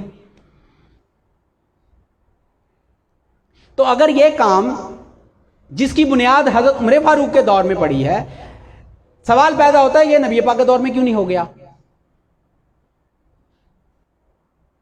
تراویح حضور کے زمانے میں انڈیویجول عمل تھا، حضرت عمر فاروق کے دور میں جماعت کے ساتھ ہونے لگی۔ قرآن پاک نبی پاک کے دور میں کتابی شکل میں نہیں تھا، حضرت ابوبکر صدیق کے دور میں کتابی شکل میں لایا گیا، اس کو جمع کیا گیا۔ اب بتائیں، ہر کام نبی پاک کے دور میں نہیں ہوا، اسلام کے بہت سے کام بعد کے لیے چھوڑ دیے گئے۔ وہ انٹرپریٹیشن بھی تھی، وہ کچھ عملی اقدام تھے، وہ کچھ ویلفیئر کے اور ڈیولپمنٹ کے کام تھے، وہ تحرک تھا، اور وقت کے ساتھ ساتھ اس میں بہتری لانے کی गुंजाइश थी, वो हकाम थे, वो हो गया पूरा, शरीयत बन गई, लेकिन बाकी डेवलपमेंट्स के काम वो बाद वालों के लिए छोड़ दिए गए। अब जब इस तरह का कोई भी अमल होता है तो हम उसको जोड़ देते हैं इस तरह कि शायद इसमें कोई इनपुट देनी या कोई इसके अंदर डेवलपमेंट का कोई दरवाजा ही बंद हो गया। ऐसा नहीं होता। इस तसव्वुर को दुरुस्त करें। आखिरी बात, एक वाकया, और उसके ऊपर आज की गुफ्तगू खत्म करूंगा। बहुत से पॉइंट्स हैं अभी ज़हन में, बयान करूं तो आपको एक एक चीज क्लियर हो जाए, एक एक चीज, वो अबहाम, वो मुगालते, वो गलतफहमियां जिसकी वजह से हम बेएतमादी की तरफ चले जाते हैं, हमें अदम एतमाद का शिकार हो जाते हैं, हम बुखल की तरफ चले जाते हैं, कमीनगी की हद तक हम अपने हाथ खींच लेते हैं अल्लाह की मखलूक के लिए आगे बढ़ने के लिए। उसकी एक वजह बनती है। मैं उन वजूहात को एड्रेस कर रहा हूं कि ये जो काम है ये दर हकीकत ना मौलवियों के हैं ना फलाही तंजीमों के हैं, ये हर मुसलमान पर फर्ज है, क्योंकि अल्लाह ने पूछना है, मैं तेरे पास आया था, भूखा था, तूने क्या किया? आपके पास कोई सैलाब ज़दगान में से कोई आया है? नहीं आया ना? तस्वीरों पे, वीडियोस पे, सोशल मीडिया पे, खबरों पे देख रहे हैं ना? आपके पास तो कोई नहीं आया। और अगर मैं ये कहूं कि सैलाब ज़दगान के लिए आप अपना माली तावन करें तो वो आ गए आपके पास, वो पहुंच चुके हैं आपके पास, मेरी आवाज की सूरत में आप तक आ चुके हैं। अब अल्लाह के सामने ना कहना कि या अल्लाह हमारे पास तो कोई नहीं आया था, मैं भूखा था, मैं प्यासा था, मेरे पास घर नहीं था, कपड़े नहीं थे, ये सारा कुछ नहीं था, मैं तेरे पास आया था, तूने मेरी बात सुनी थी। आप कहेंगे हमारे पास तो कोई सैलाब ज़दगान में से नहीं आया था। वो कहेंगे याद करो 1 सितंबर 2022 मुताबिक 4 सफरुल मुज़फ्फर बरोज जुमेरात 9 बजे का टाइम था, फलां बिन फलां ये सारी बातें तुम्हें बता रहा था, वो मैं ही तो था, वो मेरी ही तरफ से तो थी।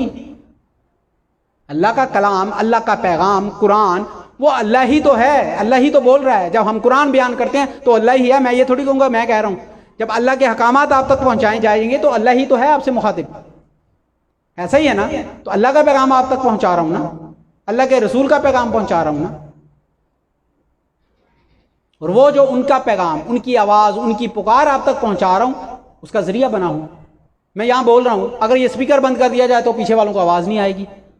तो ये स्पीकर जो है ये वसीला बना हुआ है ना, जरिया बना हुआ है ना मेरी आवाज आप तक पहुंचाने का। बोल तो मैं रहा हूं, आप तक बात कौन पहुंचा रहा है? स्पीकर। वो वहां चीखो पुकार कर रहे हैं, जिन हालात में वो हैं वो चीखो पुकार कर रहे हैं। हम स्पीकर का काम कर रहे हैं, हम वो आवाज आप तक पहुंचा रहे हैं, मीडिया वो आवाज आप तक पहुंचा रहा है, फलाही तंजीमें वो आवाज आप तक पहुंचा रही हैं। अब आपके ऊपर ऑब्लिगेशन आ गई, फर्ज हो गया आपके ऊपर कि अब आप अल्लाह के उस फरमान के मुताबिक अपने आमाल को दुरुस्त करें, वरना रोज़े महशर अल्लाह पूछेगा। नमाज का पूछे ना पूछे माफ कर दे, उसकी मर्जी। हज का पूछे ना पूछे माफ कर दे, उसकी मर्जी। पुलसरात के ऊपर आपको आपकी कुर्बानी ने गुजारना है। किसने गुजारना है? कुर्बानी में, कुर्बानी ने गुजारना है। वो कुर्बानी उस जानवर की हो या किसी भी तरह की। जब आपने अपनी कोई चीज कुर्बान कर दी तो फिर उससे आपको मिलेगा कुर्ब। कुर्बानी का मादा इश्तिकाक है कुर्ब, कुर्ब, कुर्बानी यानी जिससे कुर्ब हासिल हो। 4 ज़िलहज को इस पर बात की थी मैंने तफसील से। जिस चीज से, जिस अमल से, जिस एक्शन से कुर्ब हासिल हो उसको कुर्बानी कहा जाता है, और जिससे कुर्ब हासिल ना हो वो कुर्बानी रद्द हो जाती है। जिससे कुर्ब हासिल हो जाए वो कुर्बानी कबूल हो जाती है। अल्लाह की राह में खर्च करें, दिल को इत्मीनान, सुकून मिले, और अल्लाह की राह में खर्च करने से दिल को सुकून मिले तो वो कुर्बानी कबूल हुई। और अगर देने के बाद बार बार अपना अकाउंट ही देखते रहें कि 4,000, 2,000, 6,000, 10,000 कम हो गया, 20,000, इसी को रोते रहें, देखते रहें, तो कुर्बानी रद्द हो गई। अल्लाह के पास ना खून पहुंचना है ना गोश्त पहुंचना है, तुम्हारी नीयत पहुंचनी है। कुर्बान वो चीज करनी है जो सबसे अजीज हो। इसलिए जितना बड़ा मनसब मर्तबा होता है, कुर्बानी भी उतनी सख्त होती है, उतनी बड़ी होती है। हैसियत के मुताबिक अल्लाह ताला कुर्बानी मांगता है। कुर्बानी अल्लाह फरमाता है मुझे कर्ज हसना दो, अल्लाह कर्ज मांग रहा है। अल्लाह बोलेगा मैं तेरे पास कर्ज लेने आया था, तूने मुझे कर्ज दिया? तुमने मुझे कर्ज दिया? ये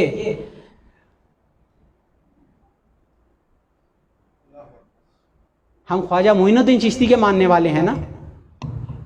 ख्वाजा गरीब नवाज ने क्या किया? वेलफेयर का वो काम किया, इससे बड़ी वेलफेयर ही कोई नहीं है कि जन्नत दिलवा दी, लेकिन अपनी जान पर खेलते हुए जन्नत दिलवा दी। अपने तमाम पीर भाइयों को, मुसलमानों को, जो भी सबको जन्नत दिलवा दी और अपनी परवाह नहीं की। बड़ा मनसब, बड़ा मर्तबा, नायब रसूल फिल हिंद। कुर्बानी कबूल हुई, उस कुर्बानी की कबूलियत के बदले में क्या मिला? कुर्ब। कौन सा कुर्ब? अताए रसूल फिल हिंद बना दिया।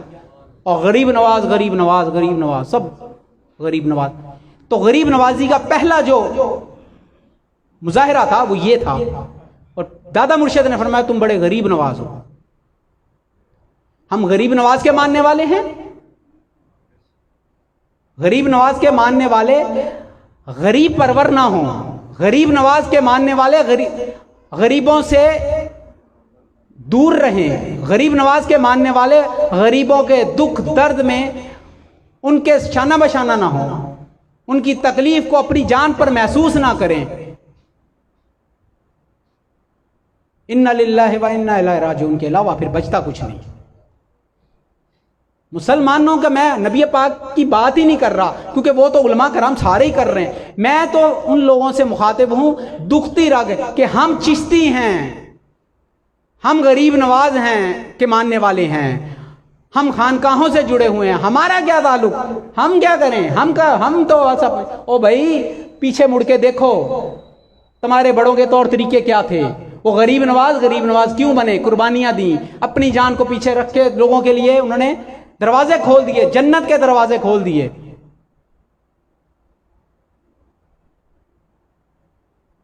तो दुनिया में अल्लाह ताला ने फरमाया अल खल्कु अयालुल्लाह, ये जो मखलूक है अल्लाह का कुंबा है, अल्लाह का कुनबा है, यानी अल्लाह ताला का कुनबा है।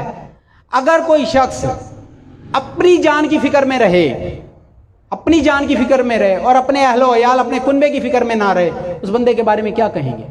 अल्लाह का कुनबा है। अल्लाह ने फरमाया कि मखलूक अल्लाह का कुनबा है हदीस में। तो अल्लाह के साथ अल्लाह के कुनबे की भी फिक्र करें, तब अल्लाह की रजा और अल्लाह की जो खास अनायात वो हासिल होंगी। और उन खासुल खास अनायात में फिर इरफान है, फिर सफाई कल्ब है, अल्लाह ताला की मार्फत है, वो बहुत आगे की बातें हैं। इब्तदाई निसाब को समझें। इब्तदाई निसाब ये है कि आप अपनी ज़रूरत, अपनी जान पर थोड़ी सी मुशक्क़त बर्दाश्त करके दूसरे के लिए आसानी पैदा करें। यही तसव्वुफ है, यही तरीक़त है, यही शरीयत है, यही इस्लाम है और यही पैगाम औलिया है। यही औलिया अल्लाह बुज़ुर्गान दीन की तालीमात हैं, यही उनका असवा है, यही उनका तरीक़ है। अल्लाह ताला से दुआ है अल्लाह ताला हमें सही मायनों में औलिया अल्लाह बुज़ुर्गान दीन से वाबस्तगी का हक अदा करने की तौफीक अता फरमा दे। हम गरीब नवाज के मानने वाले हैं, हमें अल्लाह ताला गरीब नवाज की ये जो निस्बत है उसका फैज़ अता फरमा दे। गरीबी अमीरी का ताल्लुक पैसे से नहीं है। बुजुर्गी न बमालस्त, बुजुर्गी न बसालस्त। शेख सादी फरमाते हैं, हज़रत शेख सादी फरमाते हैं बुजुर्गी न बसालस्त, बुजुर्गी का ताल्लुक सफ़ेद दाढ़ी से नहीं है। तवंगरी बमालस्त, कि तवंगरी अमीरी गना, इसका ताल्लुक, सखावत का ताल्लुक पैसे से नहीं है। हजूर ने फरमाया کہ جب ایسے حالات آ جائیں تو بانٹ لو. اگر آپ کے پاس ایک وقت میں 2 روٹی کھانے کا اناج ہے تو ایک خود کھا لو، ایک دوسرے کو دے دو. اگر 2 کا کھانا ہے تو 4 میں بانٹ دو، اگر 4 کا ہے تو 8 میں بانٹ دو. اس طرح تقسیم کرتے چلے جاؤ. یہ آزمائش ہے. آخری بات کہ سلسلہ ملنگیہ، سلسلہ چشتیہ نظامیہ ملنگیہ میں ویلفیئر کا کام 100 سال سے ہو رہا ہے، ہوتا رہا ہے اور ہوتا رہے گا. لیکن اس کو آرگنائز کرنے کا ایک شوق بھی ہے، ذوق بھی ہے اور اسٹرگل بھی ہے کہ اس کو آرگنائز طریقے سے حالات کے تقاضوں کے مطابق مزین کرتے ہوئے اس کو بہتر طریقے سے آگے بڑھایا جائے، تاکہ تعاون کرنے والوں کو ان کو بھی آسانی ہو اور جن کے ساتھ تعاون کیا جائے ان تک بھی اس کے ثمرات آسانی سے پہنچ سکیں. تو میں اب باقاعدہ اس کی جو ابتدائی شکل ہے یا اس کا ایک انٹرو ہے وہ میں دوں گا 12 ربیع الاول پر. کب؟ 12 ربیع الاول سن 2022، 10 سال کے بعد دوبارہ سے میں وہ بات کروں گا کہ ویلفیئر جو ہے وہ آرگنائز طریقے سے چلنی چاہیے اور انشاءاللہ تعالی چلے گی. اور اس کے لیے قطعاً اس بات سے کہ ہمارے پاس دینے کو کیا ہے، جو ہے آرگنائز طریقے سے جو ہے وہ ان تک پہنچ جائے جن کے لیے ہے. اور ایک بات میں اور آپ کو بتاؤں، میں نے خواجہ غریب نواز، خانقاہی نظام، یہ ساری چیزیں تاکہ کوئی ابہام نہ رہ جائے، لیکن آج کا تقاضا، حالات کا تقاضا، ضرورت اس امر کی ہے کہ میں یہاں یہ بات بھی کروں تاکہ کوئی کسی قسم کا اس کے اوپر کانسیپٹ خراب نہ ہو. وہ یہ کہ پہلے تو میں نے کہا ویلفیئر سٹیٹ ہو نبی پاک صلی اللہ علیہ وسلم کی یا خانقاہی نظام کا ویلفیئر کا شعبہ ہے، وہ جوائنٹلی کام کرتا تھا اور کرتا رہا ہے اور مخدوم بابا تک ایسا ہی جوائنٹلی چلتا رہا. لیکن میں اس کے اندر ایک چیز ایڈ کر رہا ہوں کہ میں اس کو سپلٹ کر رہا ہوں، سیپریٹ کر رہا ہوں. اس لیے کر رہا ہوں کہ لوگ مغالطے میں نہ آ جائیں، غلط فہمی کا شکار نہ ہو جائیں، غلط چیزوں اور پریکٹسز کی جو مشاہدات ہیں اس کی وجہ سے لوگ غلط فہمی کا شکار نہ ہو جائیں. اس لیے میں اس کو سیپریٹ اور سپلٹ کر کے، اس کو الگ کر کے میں انڈیویجولی اس کے اوپر فوکس کر رہا ہوں. اس کو سیپریٹ کر کے اور ٹرانسپیرنسی کے ساتھ اس کو آگے بڑھایا جائے. اور اپنے طرف سے شریعت منع نہیں کرتی، طریقت منع نہیں کرتی، شریعت اور طریقت منع نہیں کرتی، جیسے میں نے مثال نبی پاک کی دے دی. لیکن میں آپ لوگوں کو گواہ بنا کے اللہ اور اس کے رسول کے ساتھ کمٹمنٹ کرتا ہوں. آپ لوگوں کو گواہ بنا کے اللہ اور اس کے رسول کے ساتھ کمٹمنٹ کرتا ہوں کہ ویلفیئر کا جو کچھ بھی ہوگا، ویلفیئر کا جو بھی ہوگا، اللہ کی عطا کردہ جو بھی نعمتیں ہوں گی، وہ خانقاہ میں جو معمولات ہیں، معمولات میں اس کا 1 روپیہ بھی حرام ہے.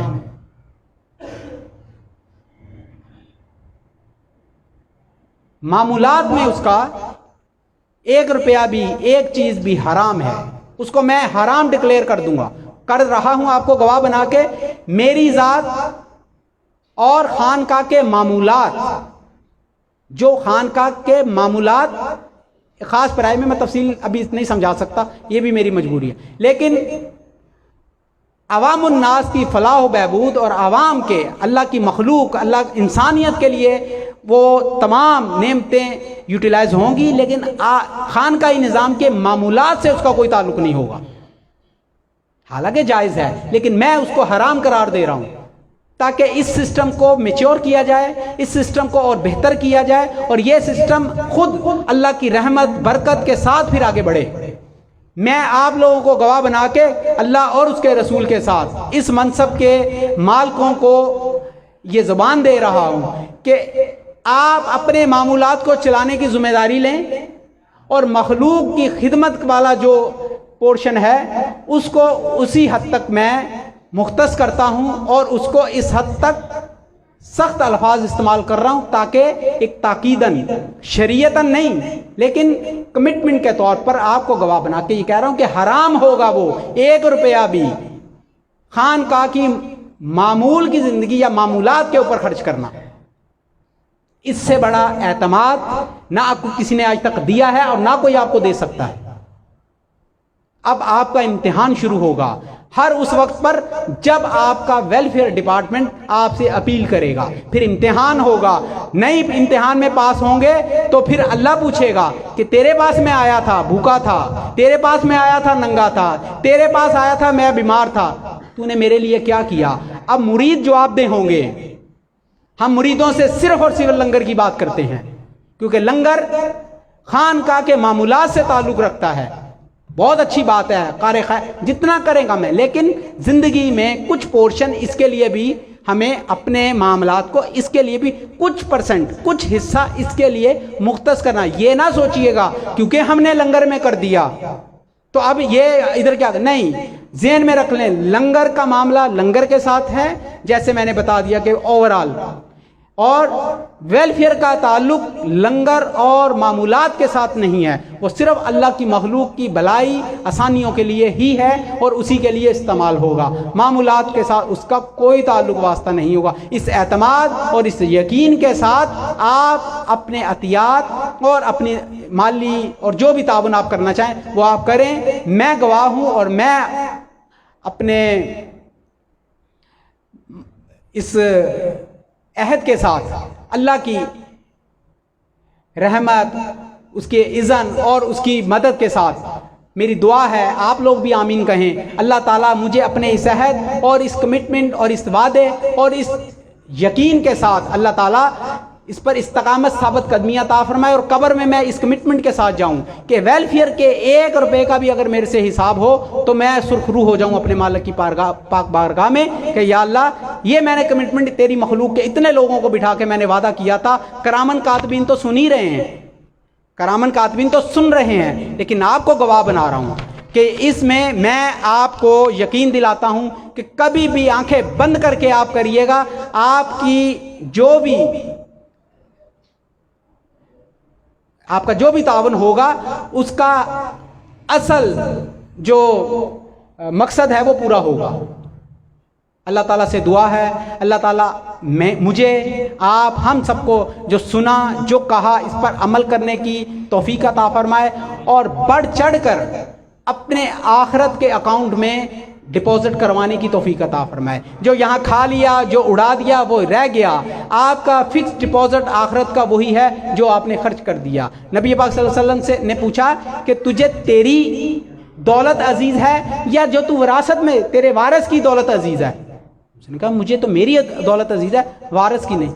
تو فرمایا تیری دولت وہ ہے جو تو اپنے ہاتھ سے اللہ کے راہ میں خرچ کر دے, وہ تیری ہے. جو وارث کو دے دی وہ پھڈا فساد ہے, جو وارث کو دے دی وہ کیا ہے, وہ پھڈا فساد ہے, وہ جھگڑے ہیں.